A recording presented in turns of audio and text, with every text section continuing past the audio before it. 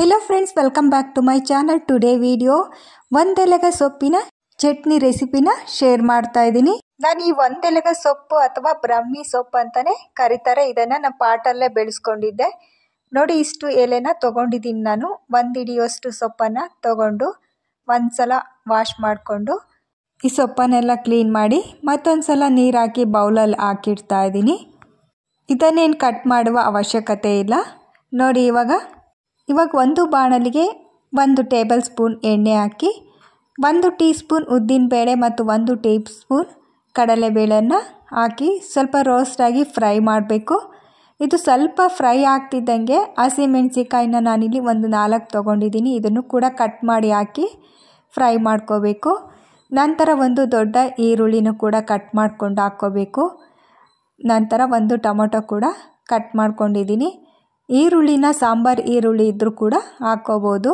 1 ಗಡ್ಡೆ ಬೆಳ್ಳುಳ್ಳಿ ಕೂಡ ಸಿಪ್ಪೆ ತೆಗೆದಿಟ್ಕೊಂಡು ಇದನ್ನು ಕೂಡ ಹಾಕ್ಕೊಂಡು ಚೆನ್ನಾಗಿ ಫ್ರೈ ಮಾಡ್ಕೋಬೇಕು. ಇದು ಸ್ವಲ್ಪ ಫ್ರೈ ಆಗ್ತಿದ್ದಂಗೆ 1 ಟೀ ಸ್ಪೂನ್ ಜೀರಿಗೆ ಅಥವಾ ಅರ್ಧ ಟೀ ಸ್ಪೂನ್ ಕೂಡ ಹಾಕ್ಕೊಂಡು ಫ್ರೈ ಮಾಡ್ಕೋಬೇಕು. ಇದರ ಬೆನಿಫಿಟ್ಸ್ ಕೂಡ ಹೇಳ್ಬಿಡ್ತೀನಿ.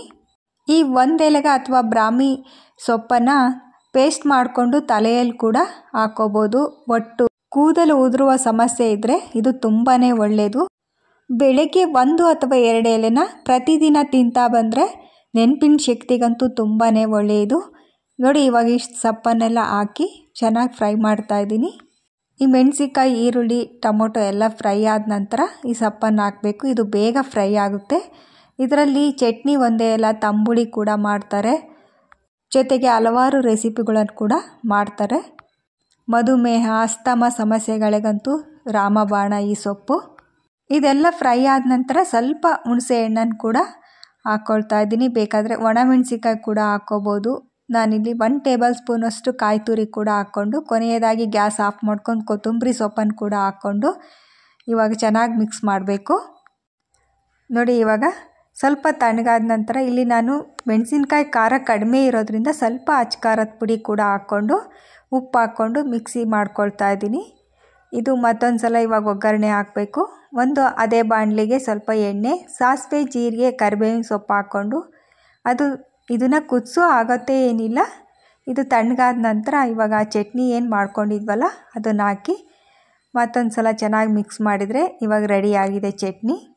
ಬೇಕಾದರೆ ಸ್ವಲ್ಪ ನೀರು ಕೂಡ ಹಾಕ್ಕೋಬೋದು. ನಾನಿಲ್ಲಿ ಗಟ್ಟಿ ಚಟ್ನಿನೇ ಮಾಡ್ಕೊಂಡಿದ್ದೀನಿ. ರೊಟ್ಟಿ, ಚಪಾತಿ, ದೋಸೆ, ಇಡ್ಲಿ ಮತ್ತು ಅನ್ನಕ್ಕೆ ಕೂಡ ಸೈಡ್ ಡಿಶ್ ಆಗಿ ಬಳಸ್ಕೋಬೋದು. ಬೆಸ್ಟ್ ಕಾಂಬಿನೇಷನ್ ಅಂತಲೇ ಹೇಳ್ಬೋದು. ವಿಡಿಯೋ ಇಷ್ಟ ಆದರೆ ಲೈಕ್ ಮಾಡಿ, ನೀವು ಕೂಡ ಟ್ರೈ ಮಾಡಿ, ಸಬ್ಸ್ಕ್ರೈಬ್ ಮಾಡಿ. Thank you.